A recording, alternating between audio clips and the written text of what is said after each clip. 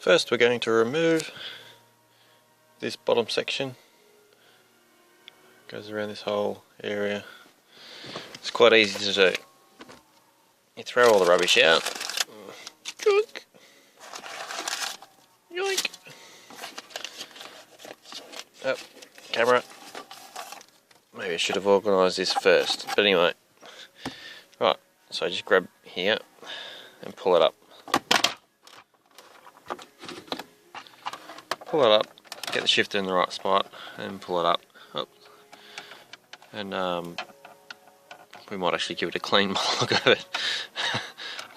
Yes, and then that just comes out, but in our case we've got to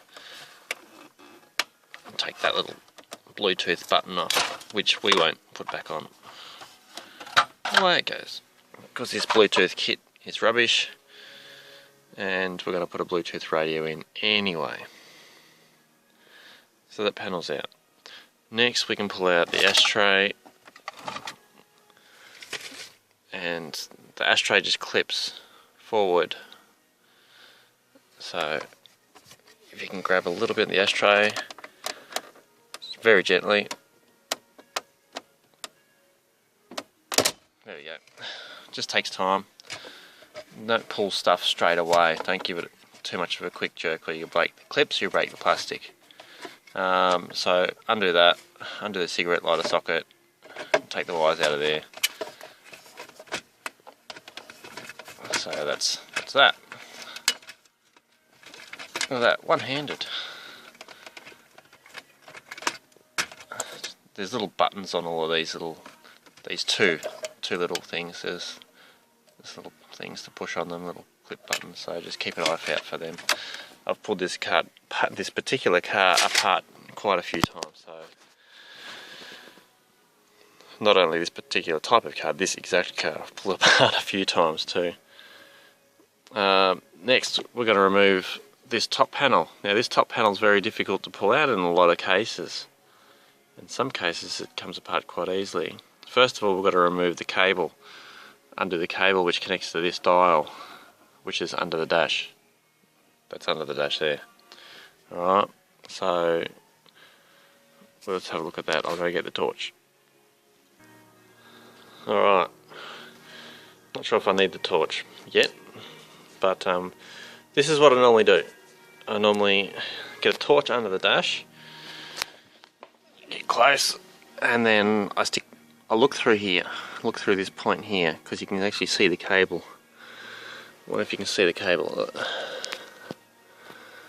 I can, but I don't know if the camera can. Oh, there it is. That's the one. So I reach up under the dash and then remove it under there and pull it out of that clip. Push the clip out. There we go. Sorry it's out of focus. But that's how I do it. So then it's loose. As you're pulling the trim out, it actually might get caught, so you'll have to come back to it. So you can see under there.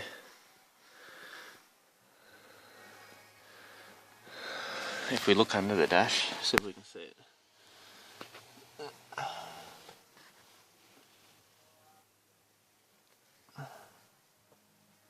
Yep, there it is.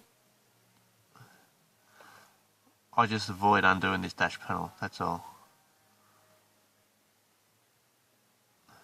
It's just as difficult to feed back down when you put the trim in. It's a little bit time. Just take your time with it and it will go down the right spot eventually. Sometimes it might take a couple of goes. But anyway, that's that part. Ugh.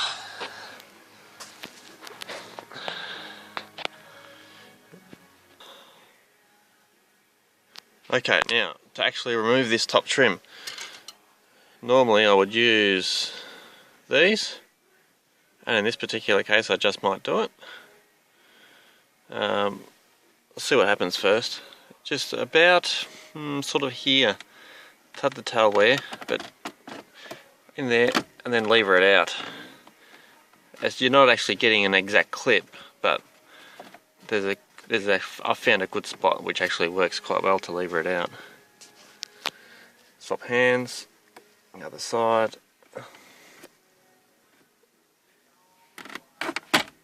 Yep, so I've pulled it out a few times.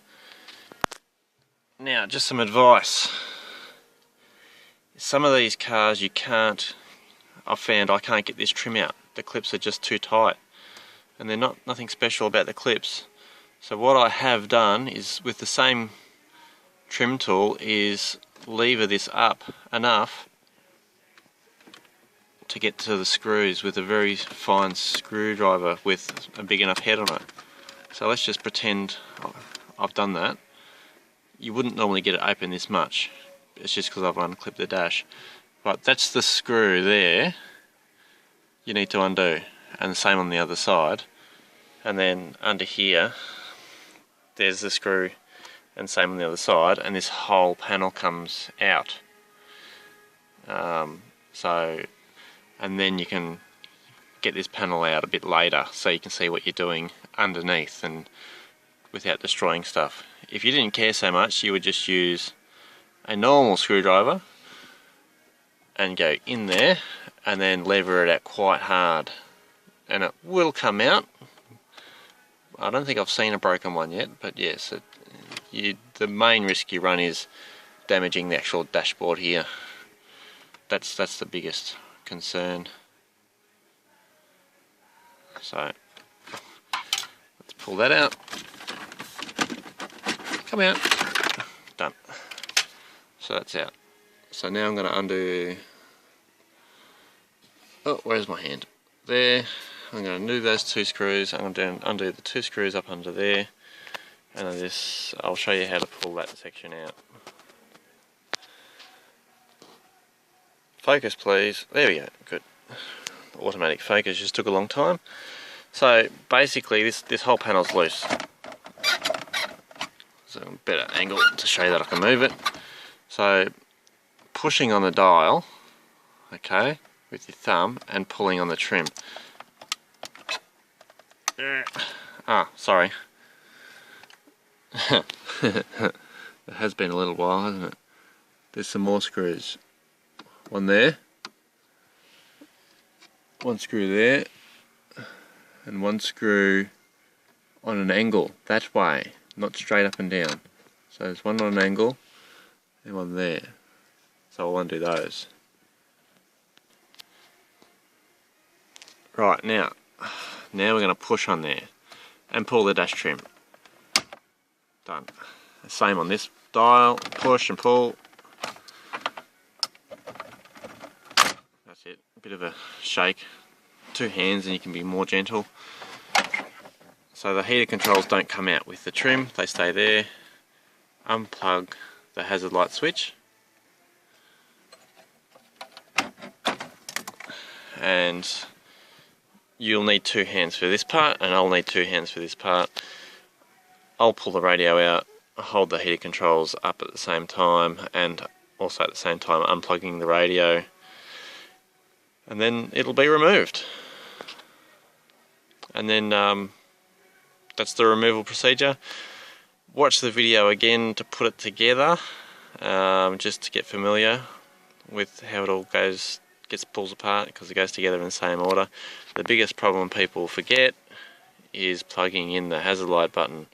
If you don't plug this in, you don't have any indicators.